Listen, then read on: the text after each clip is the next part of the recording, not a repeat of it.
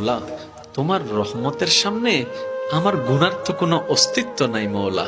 আমার গুনাহ না হয় পাহাড় পরিমাণ হবে, বেশি থেকে বেশি আসমান পরিমাণ হবে, না হয় পুরা পৃথিবী পরিমাণ হবে। তোমার রহমত তো অগণিত, তোমার রহমত তো অসীম, তোমার রহমত তো আনলিমিটেড। এবার রব্বে করিম বলে, তাহলে ঘাবড়াস কেন, তাহলে মন ছোট করস কেন? আরে গুনাহ করেছো তো করেছো, কি হয়েছে?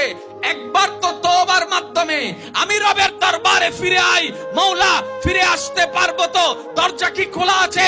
রব্বে করিম বলে, মরণের আগ পর্যন্ত, কিয়ামতের আগ পর্যন্ত, সূর্য পশ্চিম আকাশে ওঠার আগ পর্যন্ত দরজা খোলা আছে, দরজা খোলা আছে, দরজা খোলা আছে।